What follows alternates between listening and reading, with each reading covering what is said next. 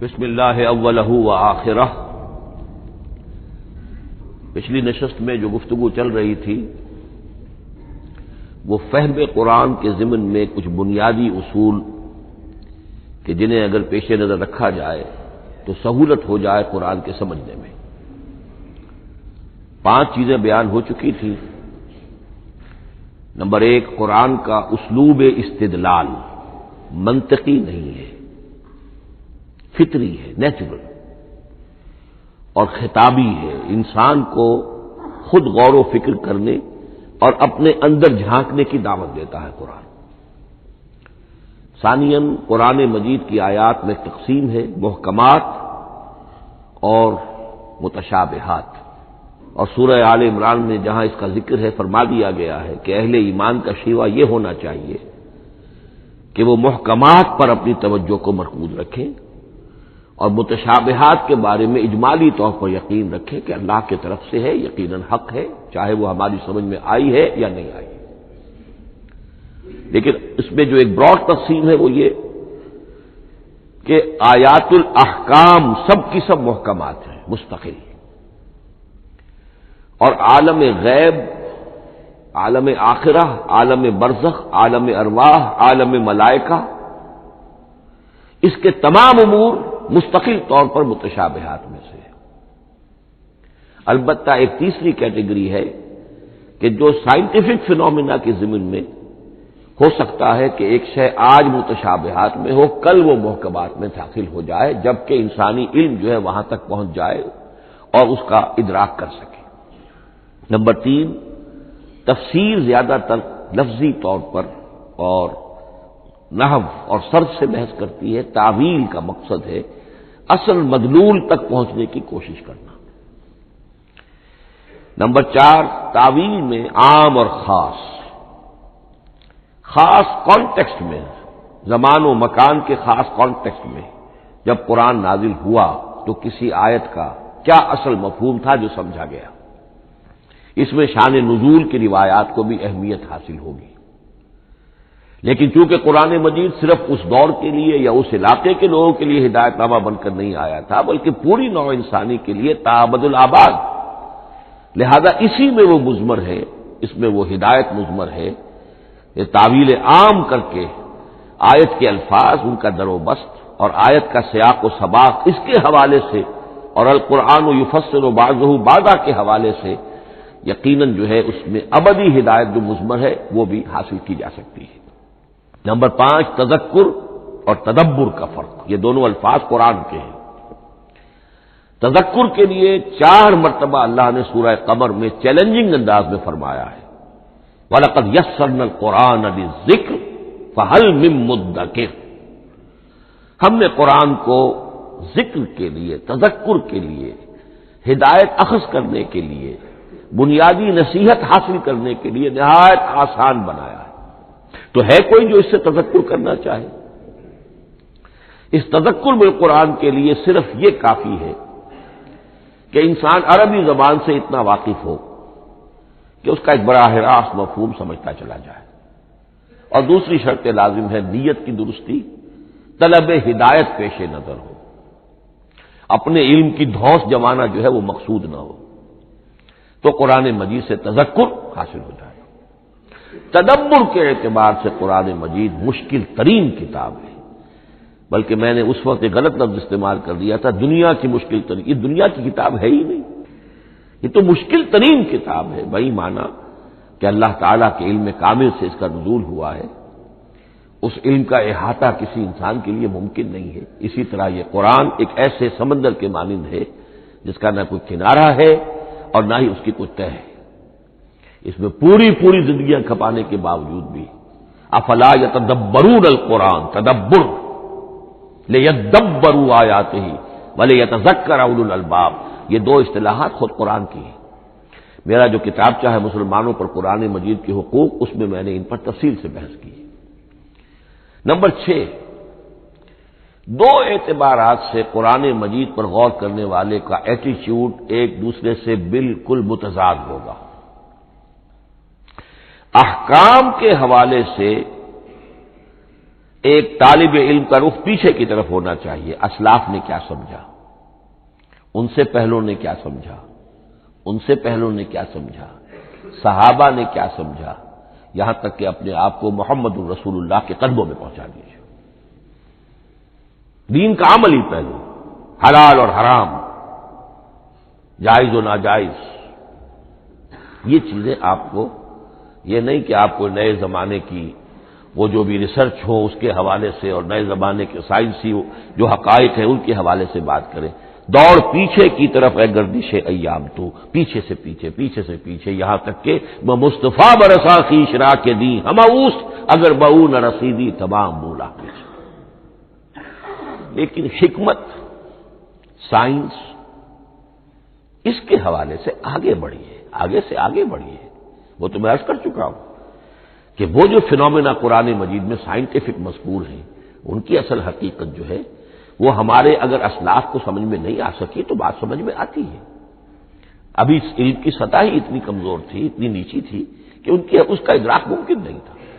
اس میں آگے بڑھیے تو اس میں بالکل متضاد ہو گیا کہ ایک میں زمانے کا ساتھ دینے کی بجائے زمانے سے بھی آگے چلو، اور ایک میں پیچھے پیچھے پیچھے پیچھے، یہاں تک کہ محمد الرسول اللہ والذین معہ، محمد الرسول اللہ والذین معہ، ان کے قدموں تک اپنے آپ کو پہنچا دو. آخری شے فہم قرآن کے ضمن میں، لیکن یہ last but not the least کے مصداق ہے. یہ بات بہت صراحت کے ساتھ مولانا مودودی نے لکھی ہے تفہیم القرآن کے مقدمے میں، اور بہت اہم بات ہے، بہت اہم بات.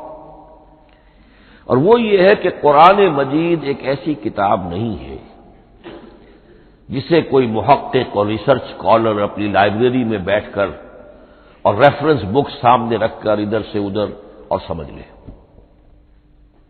اس کے سمجھنے کی شرط لازم یہ ہے کہ جو یہ راستہ دکھاتا ہے اس پر چلنا شروع کرے. ایک ایک قدم کے بعد قرآنی حقائق مزید منکشف ہوں گے، اور مزید منکشف ہوں گے، اور مزید منکشف ہوں گے.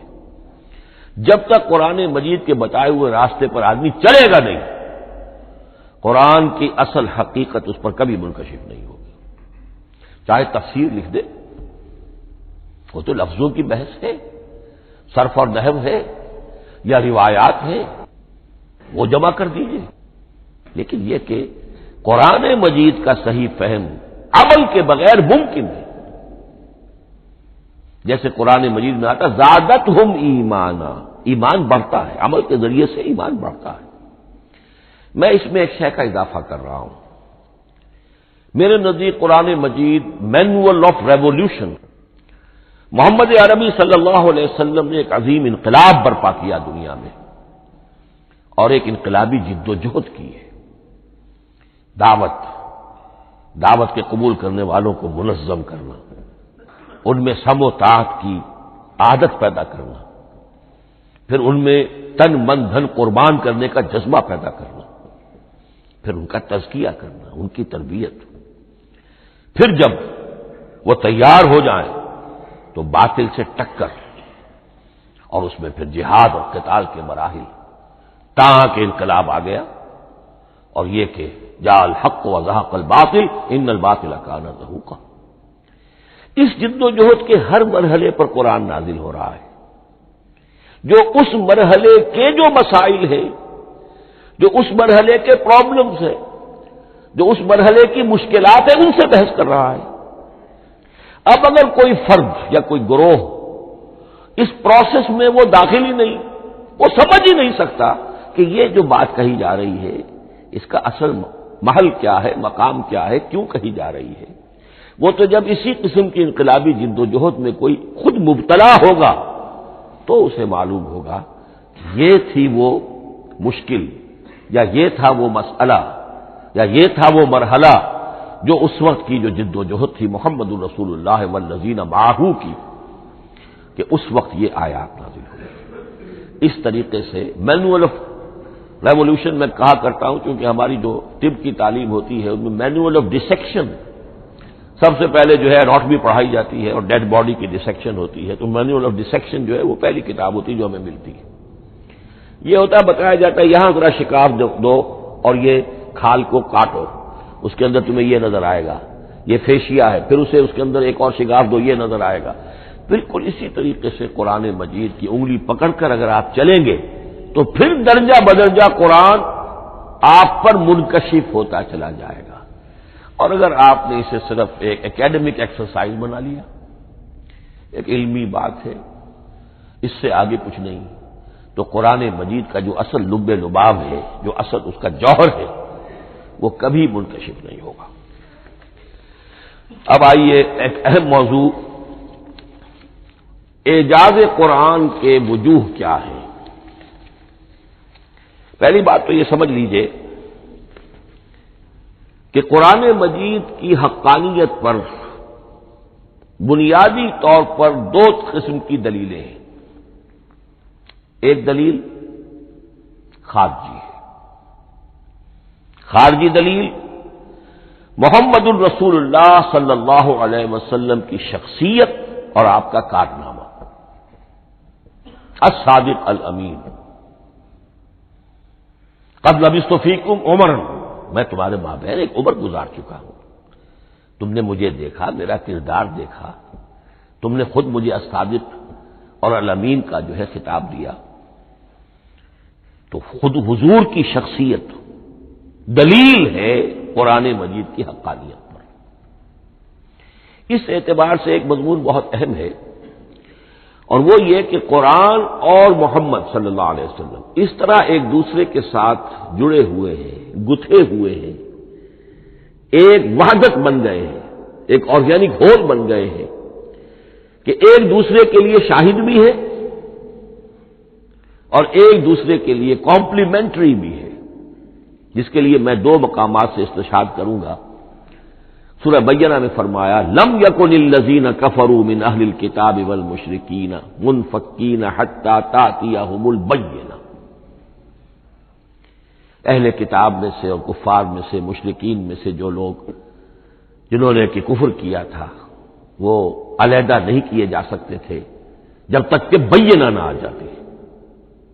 اب بینہ کیا ہے؟ رسول من اللہ یتلو صحفا مطہرۃ فیہا کتب قیمہ، بینہ دو چیزوں سے مل کر بنی، رسول من اللہ یتلو صحفا مطہرۃ فیہا کتب قیمہ، رسول اور قرآن مل کر بینہ ہے، رسول کی شخصیت بین ہے،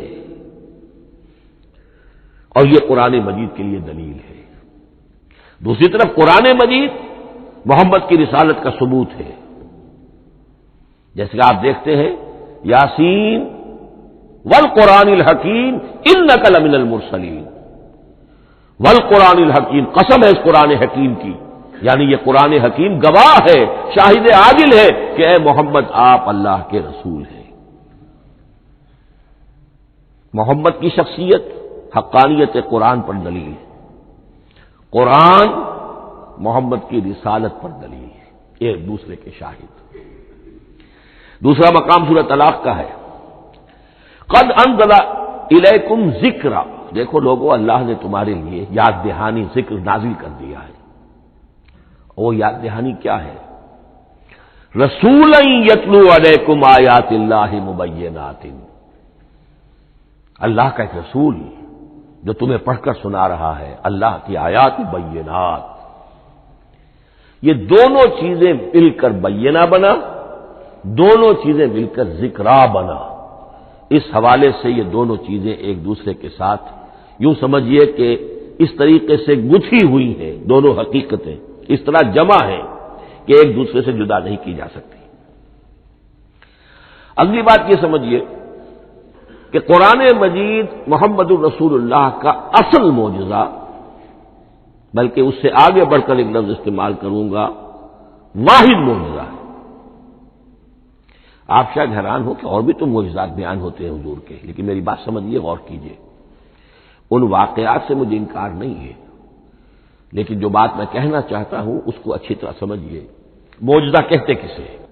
معجزہ عاجز کر دینے والی شے۔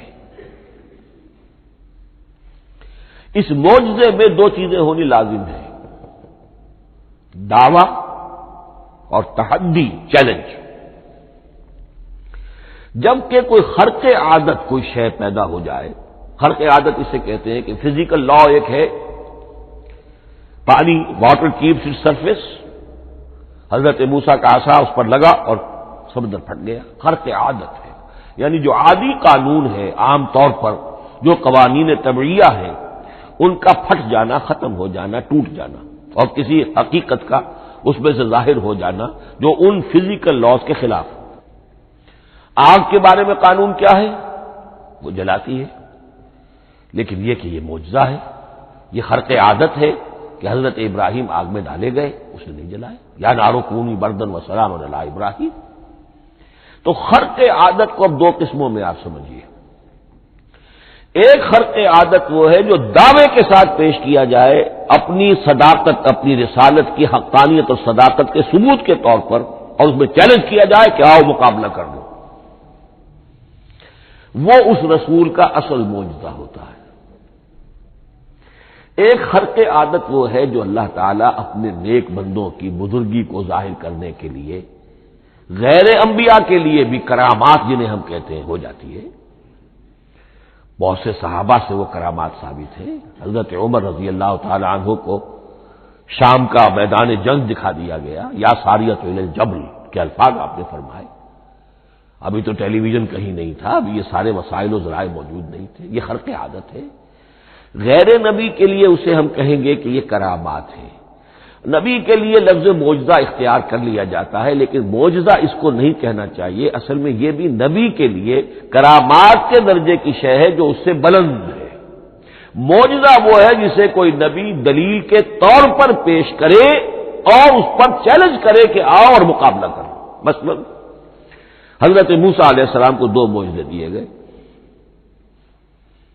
اور اس میں سے جو سانپ بن جانا تھا لاٹھی کا، وہ معجزہ ہے جس پر چیلنج بھی آیا اور ساحروں سے مقابلہ بھی کیا، اور ساحر شکست کھا گئے، عاجز آ گئے۔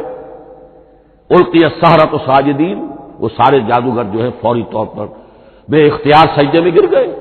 آمنا برب موسیٰ و ہارون، ہم ایمان لے آئے موسیٰ اور ہارون کے رب پر۔ یہ معجزہ ہے۔ اس معنی میں محمد الرسول اللہ صلی اللہ علیہ وسلم کا معجزہ صرف قرآن حکیم۔ قرآن مجید میں آپ سورہ انعام میں بھی دیکھیں گے بہت ہی شدت کے ساتھ، سورہ بنی اسرائیل میں دیکھیں گے بڑی تفصیل کے ساتھ معجزے طلب کیے گئے۔ آپ اس مکے کی سرزمین میں ابھی ہمارے دیکھتے ہی دیکھتے چشمہ نکال دیجیے، ہم مان لیں گے آپ اللہ کے رسول ہیں۔ آپ ہماری نگاہوں کے سامنے آسمان پر چڑھ کر دکھائیے، پھر وہاں سے کتاب لے کر اتریے، پھر ہم سمجھ لیں گے آپ اللہ کے رسول ہیں۔ آپ کے لیے چشم زدن میں کوئی محل سونے کا چاندی کا تیار ہو جائے، مان لیں گے آپ کو اللہ کے رسول ہیں۔ آپ اس بے آب و گیا وادی میں فوراً ایک باغ جو ہے اپنے لیے بنا کے دکھا دیں، مان لیں گے کہ آپ اللہ کے رسول ہیں۔ ایسے تمام مطالبات پر اللہ تعالیٰ کی طرف سے کوڑا جواب ملا، اللہ اس قسم کی کوئی شے نہیں دکھائے گا۔ بلکہ سورہ انعام جب ہم پڑھیں گے وہاں تو بہت سی واقعہ یہ ہے کہ اس کو پڑھ کر رقت طاری ہوتی ہے کہ ایک موقع پر ایسا محسوس ہوتا ہے کہ حضور صلی اللہ علیہ وسلم کی طبیعت مبارکہ میں یہ خیال پیدا ہو گیا کہ اللہ کو ایسی شے کو دکھائی دی جائے تاکہ چپ تو ہو جائے، نہ بھی مانیں گے چپ تو ہوں گے، ورنہ تو عوام کے سامنے ان کی دلیل مجھ پر قائم ہو رہی ہے کہ بھائی یہ رسالت کے مدعی ہے، ہم کہتے ہیں معجزہ دکھاؤ، معجزہ نہیں دکھاتے، تو پوزیشن میری جو ہے کمزور ہو رہی ہے۔ وہاں جس انداز میں اللہ نے کہا ہے، ہرگز نہیں، اے نبی اگر آپ کے اختیار میں ہے تو کہیں آسمان پر سیڑھی لگا لیجئے یا زمین میں سرنگ لگا کے کوئی معجزہ لا سکتے ہو تو لے آئیے، ہم نہیں دکھائیں گے۔ رقت طاری ہوتی ہے۔ تو حضور کا معجزہ اس معنی میں صرف ایک ہے اور وہ قرآن ہے۔ اچھا، اس کے لیے کیسے کیسے چیلنج کیے گئے؟ ام یقولون تقولہ بل لا یؤمنون فلیاتوا بحدیث مثلہ ان کانوا صادقین، سورۃ الطور۔ کیا ان لوگوں کا کہنا یہ ہے کہ یہ کلام خود محمد نے موضوع کر لیا ہے صلی اللہ علیہ وسلم؟ تو اگر ایسی بات ہے تو وہ بھی ایسا ہی کلام پیش کر دیں۔ تحدی، اس چیلنج کو کوئی قبول نہیں کر سکا۔ کم سے کم اس شرافت کا اقرار کرنا پڑتا ہے کہ اس وقت عرب قوم میں یہ شرافت تھی کہ کسی نے اٹمپٹ بھی نہیں کی، ورنہ کوئی شخص الٹی سیدھی عبارت لکھ کر لے آتا اور کھڑا ہو کر کہہ دیتا کہ ٹھیک میں کہتا ہوں یہ ہے، یہ قرآن کی طرح کا کلام ہے۔ نہیں، کسی نے نہیں کیا۔ تاریخ یہ بتاتی ہے کہ اس تحدی کا کوئی کسی نے قبول نہیں کیا۔ اسی طرح فرمایا سورہ بنی اسرائیل میں، قل لئن اجتمعت الانس والجن على ان ياتوا بمثل هذا القرآن لا ياتون بمثله ولو كان بعضهم لبعض ظهيرا۔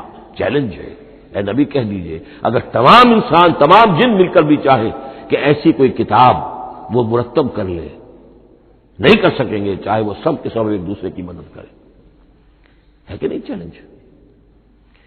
اسی طریقے سے سورہ ہود میں فرمایا، اب اس کو کہتے ہیں برسبیل تنزل، پوری کتاب نہیں لا سکتے قرآن جیسی، چلو تو 10 صورتیں لے آؤ۔ قل فاتوا بعشر سور مثلہ مفتریات، اے کہیے اے نبی، سورہ ہود کی آیت نمبر 13 ہے، اس جیسی کوئی 10 صورتیں لے آؤ۔ 114 نہ صحیح، 10 صحیح۔ یہ بھی نہیں ہوا تو برسبیل تنزل اور سورہ یونس میں فرمایا، قل فاتوا بسورۃ من مثلہ، ایک سورت ہی لے آؤ۔ اور اسی کو سورہ بقرہ کے 30 رکوع میں دہرایا گیا، وَإِن كُنتُمْ فِي رَيْبٍ مِّمَّا نَزَّلْنَا عَلَىٰ عَبْدِنَا فَأْتُوا بِسُورَةٍ مِّن مِّثْلِهِ وَادْعُوا شُهَدَاءَكُم مِّن دُونِ اللَّهِ إِن كُنتُمْ صَادِقِينَ۔ لیکن نوٹ کر لیجئے کہ کسی نے یہ جرأت نہیں کی، نہ قرآن کے اس دعوے کو چیلنج کیا، نہ کسی نے مقابلے کی کوشش کی، نہ کوئی اپنی کوئی تصنیف و تالیف یا اپنا کوئی کمپوزیشن لا کر اور یہ دعویٰ کر کے کھڑا ہوا کہ جمع کر لیجئے، منصف بلا لیجئے، کوئی کمیشن بٹھا لیجئے، میرا یہ کلام بھی بالکل ہم وزن ہے اس کلام کی، نہیں۔ اب ہمیں دیکھنا یہ ہے کہ وجوہ اعجاز قرآن مجید کے کیا کیا ہے۔ معجزہ تو یہ ہے، حضور کا اصل معجزہ یہ ہے، لیکن معجزہ کس کس پہلو سے ہے؟ یہ ایک ایسا موضوع ہے کہ جس پر پوری تصانیف لکھی گئی ہیں۔ وجوہ الاعجاز، وجوہ اعجاز القرآن، قرآن کے معجزہ ہونے کے کون کون سے پہلو ہیں۔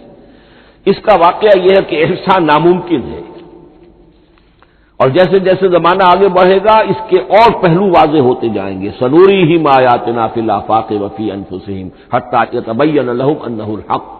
لیکن یہ کہ کس کس پہلو سے یہ معجزہ ہے، چند موٹی موٹی باتیں ضرور سمجھ لیجئے۔ لغت، ادب، فصاحت، بلاغت، عذوبت، مٹھاس، اس کے اعتبار سے قرآن معجزہ ہے۔ لیکن اس اعتبار سے قرآن معجزہ ہے یا تو تھا اپنے زمانے کے عربوں کے لیے، غیر عرب کے لیے تو نہیں تھا۔ غیر عرب جو ہے قرآن مجید کی جو بھی فصاحت و بلاغت ہے، اس کا جو لٹریری بیوٹی ہے، اس کو تو وہ اپریشیٹ نہیں کر سکتا تھا۔ یہ حصہ جو ہے یا تو عربوں کے لیے تھا اس وقت دائمی، یا آج بھی عرب کچھ نہ کچھ، بہرحال عربی ان کی زبان ہے، وہ پڑھتے ہیں، جیسا کہ میں نے عرض کیا تھا، چاہے عیسائی ہو اور چاہے یہودی ہو، وہ بھی اپنے ہاں لٹریچر کی، عربی لٹریچر کی ہائیسٹ کتاب کی حیثیت سے قرآن مجید پڑھانے پر مجبور ہے۔ ایک پہلو اس کا یہ ہے، اور اسی کے حوالے سے نوٹ کیجئے حضرت نبید رضی اللہ تعالی عنہ، یہ سبع معلقہ کے شعراء میں سے تھے آخری۔ عربوں میں چونکہ اس کا بڑا چرچا تھا شاعری کا، تو ان کا جو سالانہ جشن ایک ہوتا تھا، اس میں وہ بہت بڑے بڑے شعراء سب جمع ہوتے تھے، اپنے اپنے قصیدے پڑھتے تھے، اور جس کا قصیدہ سمجھا جاتا تھا کہ سب سے اعلیٰ ہے، سب سے بلند ہے، سب سے عمدہ ہے، اب اسے اس سال کے لیے وہ گویا کہ ملک الشعراء اس کو مانا جاتا تھا کہ یہ شاعروں کا بادشاہ ہے، اور تمام شاعر اسے سجدہ کرتے تھے بالفعل، اور اس کے قصیدے کو کعبے کی دیوار کے ساتھ ٹانگ دیا جاتا تھا، معلق کر دیا جاتا تھا۔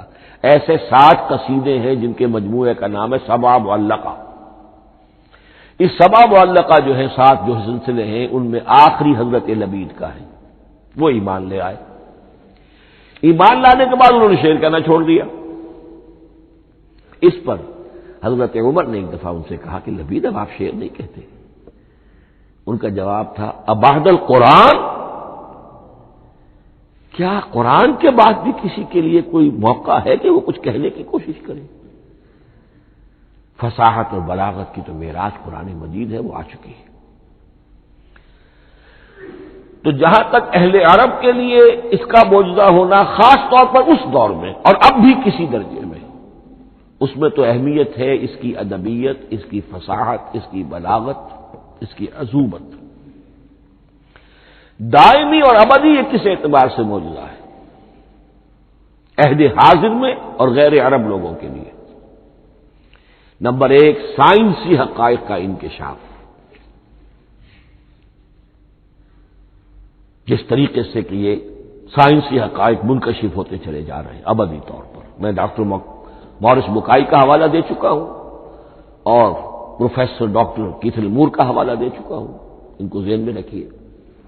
سنریہم آیاتنا فی الآفاق وفی انفسہم حتی یتبین لہم انہ الحق۔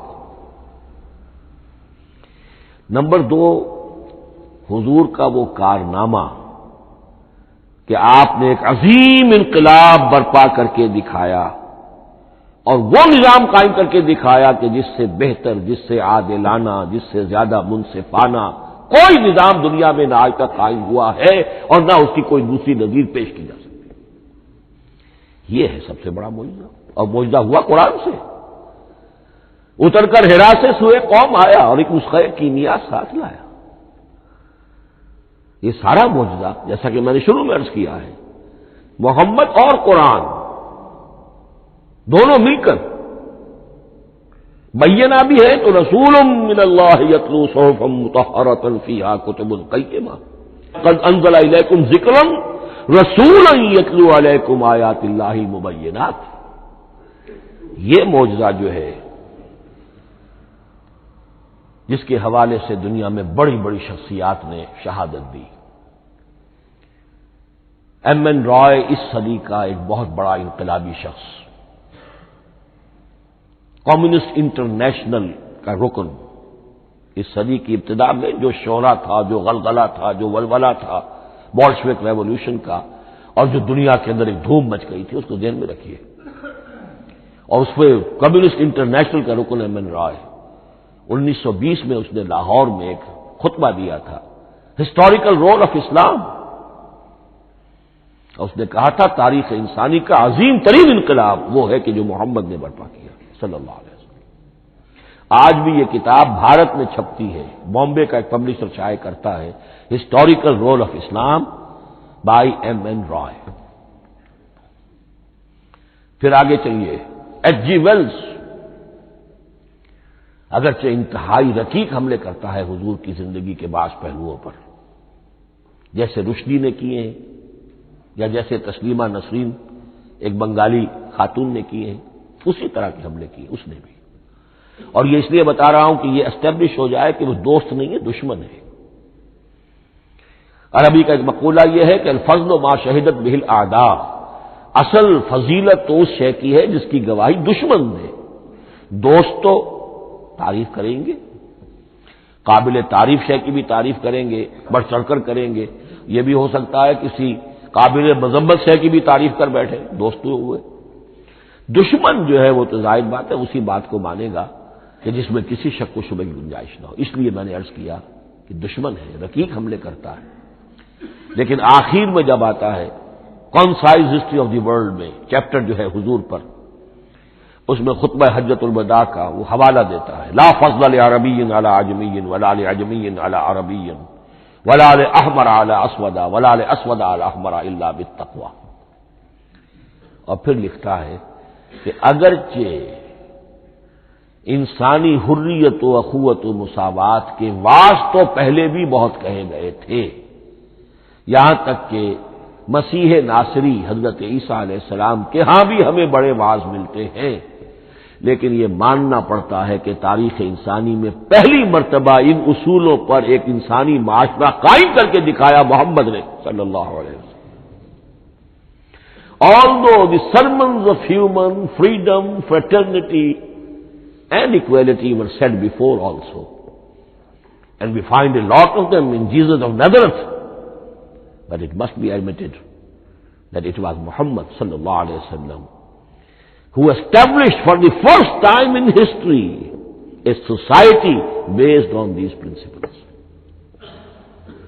اسی طرح کی گواہی آج سے تقریباً 20 سال پہلے امریکہ کے ڈاکٹر مائیکل ہارٹ نے دی. A selection and gradation of the 100 most influential personalities of human history. اور نمبر 1 پر محمد کا ذکر کر رہا ہے صلی اللہ علیہ وسلم، اور کہتا ہے naturally I owe an explanation, میں عیسائی ہوں اور ابھی تک عیسائی ہے وہ، اس کی موت کی بھی ابھی کوئی خبر نہیں آئی ہے، عیسائی ہے، لیکن یہ کہ اس نے حضور کو نمبر 1 پر رکھا، حضرت عیسیٰ کو نمبر 3 پہ لے گیا. تو naturally I owe an explanation, اور پھر ایکسپلینیشن دی ہے this is because he is the only person supremely successful in both the religious and secular fields. یہ دونوں میدان جو ہے مذہب اور روحانیت، اور دوسری طرف سیاست اور حکومت اور ریاست، ان دونوں میدانوں میں بیک وقت انتہائی کامیاب انسان صرف ایک ہے، اور وہ محمد ہے صلی اللہ علیہ وسلم. یا تو آدمی اس میں اونچا ہوتا ہے، روحانیت میں ہے، دین میں ہے، اخلاق میں ہے، تو سیاست اور ریاست میں زیرو ہوگا. یا کوئی بہت بڑا بادشاہ ہے، بڑا حکمران ہے، بڑا فاتح ہے، سکندر اعظم ہے، تو وہ اخلاقیات میں اور روحانیات میں زیرو نہیں، مائنس ہوگا. یہ معاملہ کہ دونوں میں this is because he is the only person supremely successful in both the religious and secular fields. لیکن یہ بات نوٹ کر لیجئے کہ جو تازہ ایڈیشن ہے اس کتاب کا، اس میں سے یہ پیسج نکال دیا ہے نئے جو ایڈیٹرز ہیں انہوں نے. اس کے لیے آپ کو کسی پرانے ایڈیشن سے رجوع کرنا پڑے گا، concise history of the world, اور وہ لائبریریوں میں مل جائے گا. علامہ اقبال نے اس بات کو یوں بیان کیا ہے، ہر کجا بینی جہان رنگ و بو، کہ از خاکش بروید آرزو، یاد نور مصطفیٰ اورا بہاس، یا ہنود اندر تلاش مصطفیٰ. اس دنیا میں تمدن کے اعتبار سے، اخلاق کے اعتبار سے، معاشرت کے اعتبار سے کہیں کوئی خوبی اگر تمہیں نظر آتی ہے، کوئی رمق نور کی، خوبی کی، بھلائی کی، رنگ و بو، جان لو کہ یا تو وہ نور محمدی سے مستعار لی گئی ہے، اور یا ابھی تک انسان ابھی محمد کی تلاش میں ہے، ادھر جا رہا ہے، قافلہ ادھر جا رہا ہے، نو انسانی کا چاروں ناچار ادھر جا رہا ہے.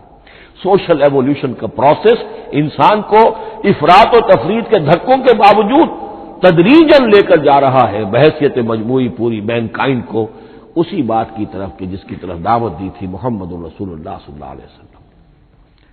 ہر کجا بینی جہان رنگ و بو، کہ از خاکش بروید آرزو، یا ز نور مصطفیٰ اورا بہاست، یا ہنود اندر تلاش مصطفیٰ است. اسی اعتبار سے میں ایک بات اور کہہ رہا ہوں، اس پہلو سے واقعہ یہ ہے کہ میرے نزدیک اس دور میں اعجاز قرآن کی سب سے بڑی نمائندہ شخصیت، اعجاز قرآن کا سب سے بڑا مظہر علامہ اقبال کی ذات ہے. 20ویں صدی کا مفکر، فلسفی، مشرق و مغرب کے فلسفے پڑھ چکا، قدیم اور جدید فلسفہ سب کا مطالعہ کیا، اور اس کے بعد اس کو قرآن کی حقانیت پر جو یقین نظر آیا ہے، قرآن کی عظمت جس طرح اس پر منکشف ہوئی ہے، وہ واقعہ یہ ہے کہ مجھے کم سے کم اپنی محدود معلومات کی حد تک عظمت قرآن کا وہ انکشاف کسی دوسرے شخص پر نظر نہیں آتا. انہوں نے جس جس طریقے سے مرثیے کہے ہیں کہ مسلمان قوم نے کس طرح قرآن کو چھوڑا ہوا ہے، واز ہے تو قرآن سے نہیں کہیں اور سے، تربیت اور تزکیہ نفس ہے تو اس کا تعلق قرآن سے نہیں، وہ بھی کچھ اور مستعار چیزیں ادھر سے ادھر سے لے لی ہیں، فلسفے ہیں تو کہیں اور سے لے لیے ہیں، قرآن سے حکمت جو ہے وہ اخذ نہیں کی گئی ہے. کیسے کیسے انہوں نے عظمت قرآن کا جو انکشاف ان پر ہوا اس کی تعبیر کی ہے. کتاب زندہ قرآن حکیم، حکمت او لا یزال است و قدیم، حرف اورا ریب نئے، تبدیل نئے، آیا شرمندہ تعویل نئے فاش گویا ماں سے در دل مزمر است یہ کتابیں نیز چیزیں دیگر است مثل حق پنہاؤ ہم پیداستو زندہ و پائندہ و گویاستو چوں بجاں در رفت جہاں دیگر شود جہاں چو دیگر شد جہاں دیگر شود. میں اس میں خاص طور پر دو اشعار آپ کو اس وقت سنانا چاہتا ہوں. انہوں نے حضور سے مناجات کرتے ہوئے دو اشعار کہے. اس سے آپ کو اندازہ ہوگا کہ انہیں کتنا یقین تھا کہ میرے سارے فکر کا منبع قرآن حکیم ہے. کہتے ہیں گر دلم آئینہ بے جوہر است. اے اللہ کے رسول صلی اللہ علیہ وسلم اگر میرا دل اس آئینے کے مانند ہے جس میں چمک نہیں ہے. ور بحرفم غیر قرآن مزمر است. اور اگر میرے پیغام میں قرآن کے سوا کوئی شے شامل ہو گئی ہے، قرآن کے سوا کوئی چیز اس میں چھپی ہوئی ہے، مزمر ہے، پردہ ناموس فکرم چاک کن، تو میرے فکر کی ناموس کے دھجیاں بکھیر دیجیے. پردہ ناموس فکرم چاک کن ای خیاباں راز خارم پاک کن. اس شاہراہ کو اس کانٹے سے پاک کر دیجیے. کانٹا میرا، میں کانٹے کے مانند ہوں، پھر اٹھا کر پھینک دیجیے.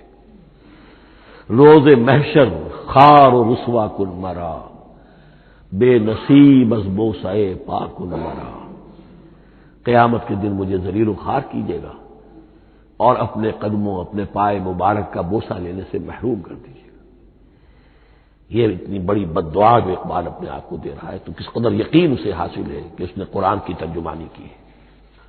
اب آئیے بہت چھوٹے چھوٹے دو اور مضمون ہیں. قرآن حبل اللہ ہے، اس کے کیا معنی ہے؟ حبل رسی کو کہتے ہیں، اللہ کی رسی. حبل من مسد، سورہ لہب میں یہ لفظ آیا ہے. امام راغب نے اس کی تعبیر کی ہے استعیر للوصل ولکل ما یتوصل به الی شیء. یا تو تعلق کو حبل سے استعارہ دیا جاتا ہے، استعارے کے طور پر حبل کا لفظ کسی تعلق کے لیے استعمال ہوتا ہے، یا کسی شے تک پہنچنے کا ذریعہ، وہ حبل ہے. اب یہ ہمیں لفظ ملتا ہے حضرت علی رضی اللہ تعالیٰ عنہ کی روایت میں، هو حبل اللہ المتین. ترمذی میں یہ الفاظ موجود ہیں، حضرت علی سے منقول ہے رضی اللہ تعالی عنہ. یہی ہے اللہ کی مضبوط رسی. کیونکہ قرآن مجید میں آتا ہے واعتصموا بحبل اللہ جمیعا، تو حبل اللہ کون سی ہے؟ پھر یہ حضرت عبداللہ ابن عمر سے بھی ہے، یہ روایت موجود ہے رزین میں، هو حبل اللہ المتین. یہ قرآن ہی اللہ کی مضبوط رسی ہے. اللہ سے اب اس کے دو پہلو ہیں. ایک تو یہ کہ یہ اللہ سے جوڑنے والی ہے، تقرب اللہ کا ذریعہ ہے، وصول الشیء کسی تو پہنچانے والی شے، اس کا سہل ترین، اللہ کے تقرب کا سہل ترین ذریعہ، مؤثر ترین ذریعہ قرآن حکیم ہے. چنانچہ ترمذی میں حضرت عبداللہ ابن مسعود کا یہ قول موجود ہے القرآن حبل اللہ الممدود من السماء الی الارض. قرآن تو اللہ کی وہ رسی ہے جو تنی ہوئی ہے آسمان سے زمین کی طرف. یہ ترمذی میں تو اصل میں اثر ہے، حضرت عبداللہ ابن مسعود کا قول ہے، لیکن یہ کہ زید ابن ارقم سے یہ الفاظ جو ہیں مرفوعاً کہ یہ حضور کے الفاظ ہیں، یہ بھی منقول ہے. یہ حضور نے فرمایا کہ القرآن حبل اللہ الممدود من السماء الی الارض. اور ایک بڑی پیاری روایت ہے طبرانی کی معجم کبیر میں کہ ایک مرتبہ حضور اپنے حجرے سے برآمد ہوئے، مسجد نبوی کے ایک گوشے میں دیکھا کچھ صحابہ بیٹھے ہوئے قرآن سمجھ رہے ہیں، سمجھا رہے ہیں، پڑھ رہے ہیں، مذاکرہ ہے قرآن. آپ کے چہرے پر بڑے بشاشت کے آثار ظاہر ہوئے، خوشی کے آثار. آپ چل کر تشریف لائے. پہلے ایک سوال کیا الستم تشہدون اللہ الہ الا اللہ وانی رسول اللہ وہذا القرآن جاء من عند اللہ. کیا آپ لوگ اس کے گواہ نہیں ہیں کہ اللہ کے سوا کوئی معبود نہیں اور میں اللہ کا رسول ہوں اور یہ قرآن خاص اللہ کے پاس سے آیا ہے؟ صحابہ کا جواب کیا ہو سکتا تھا؟ بلا یا رسول اللہ، کیوں نہیں اللہ کے رسول، ہم گواہ ہیں. اللہ کے سوا کوئی معبود نہیں، آپ اللہ کے رسول ہیں، اور قرآن خاص اللہ کے پاس سے آیا۔ اب آپ نے فرمایا فاستبشروا، خوشیاں مناؤ، فإن هذا القرآن طرفه بأيديكم وطرفه بيد اللہ، اس لیے کہ یہ قرآن وہ شے ہے کہ اس کا ایک سرا تمہارے ہاتھ میں ہے، ایک سرا اللہ کے ہاتھ میں۔ تو وصول الی اللہ کا مؤثر ترین طریقہ، تقرب الی اللہ کا مؤثر ترین طریقہ، سہل ترین طریقہ، شور شوق طریقہ وہ قرآن مجید ہے۔ اس اعتبار سے بھی کہ ہے یہ اللہ کی صفت، یہ ہم بحث کر چکے ہیں پہلے، اللہ کا کلام ہے، کلام صفت ہوتی ہے، اور صفت لا عین ولا غیر، یہ قرآن اللہ کا غیر نہیں ہے، ہم سمجھ نہیں سکتے، لیکن یہ کہ ہر صفت جو ہے وہ تو در حقیقت نہ عین ہے نہ غیر ہے۔ دوسری طرف یہی قرآن جو ہے حبل اللہ اس معنی میں بنتا ہے کہ مسلمانوں کو باہم جوڑنے والی شے، وَاعْتَصِمُوا بِحَبْلِ اللَّهِ جَمِيعًا وَلَا تَفَرَّقُوا، حبل اللہ کو مضبوطی کے ساتھ تھام لو، سب کے سب جمع ہو کر، یہ تمہیں تفرقے سے بچانے والی شے ہے۔ اس کی وجہ کیا ہے؟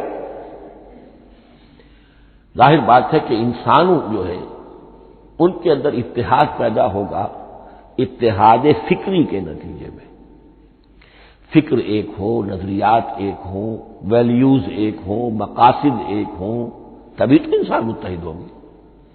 یہ بھیڑوں کا گلہ تو نہیں ہے کہ چرواہے کی ایک لاٹھی کافی ہے ان کو جمع رکھنے کے لیے، وہ بھیڑوں کا گلہ ہے۔ انسانوں کو جمع کرنے کے لیے کوئی ایسی شے جو تمہیں ایک فکر سے، ایک نظریے سے، ایک مقصد سے، ایک نصب العین سے متصف کر دے، وہ تمہیں جوڑ دے گی۔ اور قرآن وہ شے ہے جو ایک فکر دیتا ہے، ایک خیال دیتا ہے، ایک نظریہ دیتا ہے، ایک عقیدہ دیتا ہے، ایک مقصد دیتا ہے، ایک نصب العین دیتا ہے، اللہ کے لیے جینا، اللہ کے لیے مرنا، ان صلاتی و نسکی و محیای و مماتی للہ رب العالمین، ایک آئیڈیل دیتا ہے محمد الرسول اللہ کی شکل میں، لقد کان لکم فی رسول اللہ اسوۃ حسنہ۔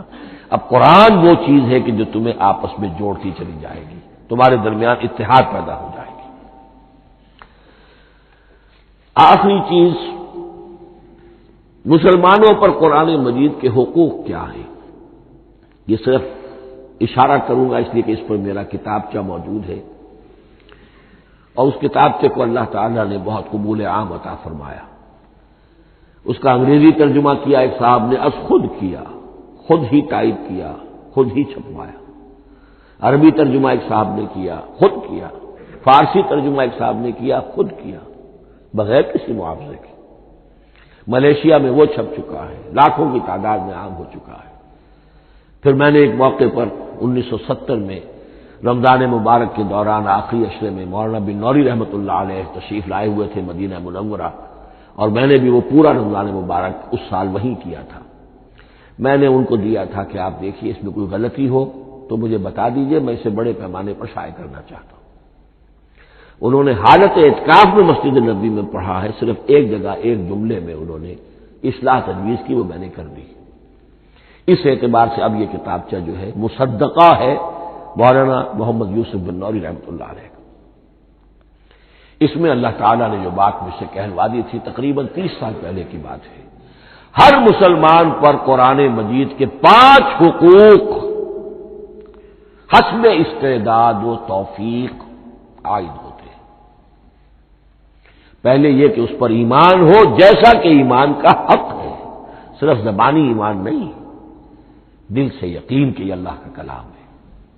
اور اس کا نتیجہ کیا ہوگا؟ پھر عظمت اس کی پیدا ہوگی، ایمان و تعظیم، یہ پہلا حق ہے۔ تلاوت و ترتیل، اس کو پڑھے جیسے کہ پڑھنے کا حق ہے،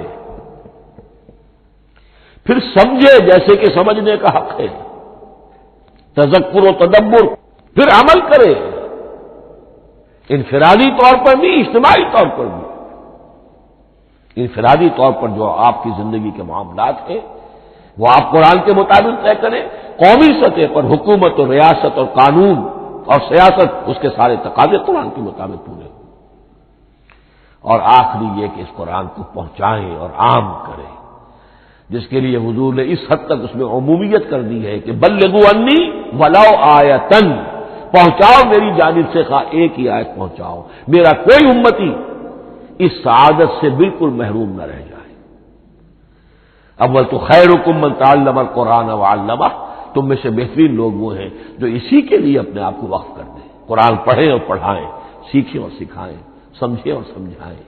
اس لیے کہ سمجھنے اور سمجھانے، سیکھنے اور سکھانے، پڑھنے اور پڑھانے کا بھی کوئی ایک لیول تو نہیں ہے، ایک عام لوگوں کی سطح ہے، ایک ان سے اوپر کی سطح ہے، ایک انٹلیکچوئلز کی سطح ہے، ایک جینیس لوگوں کی سطح ہے۔ ان تمام سطحوں پر قرآن کو سمجھانے کے لیے، پہنچانے کے لیے خود بھی تو اوپر اٹھنا پڑے گا، خود اسے سیکھنا پڑے گا، خود اس کی گہرائی میں غوطہ دانی کرنی پڑے گی، اور یہ ایک لائف لانگ پروسیس ہے۔ یہ کوئی پارٹ ٹائم جاب نہیں ہے، یہ کوئی صرف پیس ٹائم نہیں ہے، یہ کوئی ہابی نہیں ہے۔ ہمہ وقت ہمہ تن خیرکم من تعلم القرآن وعلمہ۔ اب آخری بات بتا رہا ہوں، اور وہ یہ ہے کہ قرآن مجید وحی باللفظ ہے، صرف وحی بالمعنی نہیں ہے۔ یہ بحث اصل میں کیونکہ ہمارے پڑھے لکھے طبقے میں کچھ زیادہ ہو جاتی ہے، خاص طور پر جو مشنری اسکولوں وغیرہ میں پڑھے ہو اور عیسائیت اور اس کے عقائد اور اس کے فلسفے کی کوئی تھوڑی بہت ان کو کوئی چھوٹ لگ گئی ہو۔ عیسائیوں کے ہاں یہ عقیدہ ہے، اجماعی عقیدہ ہے کہ وحی بالمعنی ہوتی ہے، یعنی وحی کا ایک مفہوم ہے جو نبی پر اتار دیا جاتا ہے، پھر نبی اپنے الفاظ میں اسے ادا کرتا ہے۔ لفظ اللہ کے نہیں ہوتے، لفظ نبی کے ہوتے ہیں، مفہوم اللہ کا ہوتا ہے۔ ان کے لیے مجبوری یہ ہو چکی ہے جس کی وجہ سے انہیں یہ عقیدہ اپنانا پڑا کہ کوئی ایک انجیل ہے ہی نہیں۔ 104 انجیلوں میں سے وہ انہوں نے 4 سلیکٹ کی تھی کینونیکل گاسپلز، باقی جو ہیں وہ اب وہ ان کو مستند نہیں مانتے، اپوکریفل کہتے ہیں۔ اور میں نے ایک مرتبہ ایک پادری صاحب سے، مسٹر وائٹ ہوتے تھے منٹگومری میں نے ان سے پوچھا which one of them is Bible, یہ متی اور یہ لوک اور مارکس اور جان، ان میں سے کون سی بائبل کون سی ہے؟ تو اس نے جواب دیا none of them is bible, bible is in them, ان میں سے کوئی ایک بھی مشخص طور پر، معین طور پر بائبل نہیں ہے، بائبل ان میں ہے بحیثیت مجموعی۔ لہذا ان کے لیے یہ عقیدہ جو ہے وہ لازم سا ہو گیا۔ ہمارے ہاں بھی بعض فلاسفہ نے اس قسم کی باتیں کی ہے کہ جن سے یہ دھوکہ لگتا ہے، لیکن میں خاص طور پہ چونکہ علامہ اقبال کا تذکرہ میں نے آج کیا ہے، اسی حوالے سے میں ان کا ایک واقعہ بیان کرنا چاہتا ہوں۔ ایف سی کالج لاہور کے پرنسپل تھے ڈاکٹر یوئنگ، ایک دعوت تھی، اس میں علامہ بھی تھے، وہ بھی تھے۔ تو ڈاکٹر یوئنگ نے کہا، وہ بڑا فلسفی تھا، کہ ڈاکٹر اقبال ہم نے سنا ہے کہ آپ بھی وحی باللفظ کے قائل ہیں، آپ جیسا پڑھا لکھا شخص، عالم دانا۔ علامہ اقبال نے فرمایا جی ہاں، اور مجھے تو اس کا ذاتی تجربہ ہے، مجھ پر تو جو شعر نازل ہوتے ہیں وہ الفاظ میں ڈھلے ہوئے ہوتے ہیں، میں ان میں تبدیلی کرنا چاہوں تو نہیں کر سکتا۔ تو اگرچہ اس جواب کو ہم کہیں گے کہ یہ الاجوبۃ المسکتہ، مسکت چپ کر دینے والا جواب تھا کہ جو علامہ اقبال نے دیا، لیکن ذہن میں رکھیے یہ کہ جو وحی باللفظ ہے وہ ختم ہو چکی محمد رسول اللہ صلی اللہ علیہ وسلم پر، وحی رسالت وحی باللفظ ہے، وہ ختم ہو چکی۔ البتہ الہام، کشف، رویا، القاء، یہ وحی بالمعنی ہے، یہ کوئی ایک شے ہے جو دل میں ڈال دی جاتی ہے، اس کے دروازے آج بھی کھلے ہوئے ہیں۔ اور یہ جان لیجئے قرآن مجید کی حقانیت کا جو اصل ثبوت ہے وہ یہ ہے کہ آپ اسے اپنے باطن کے اندر محسوس کریں۔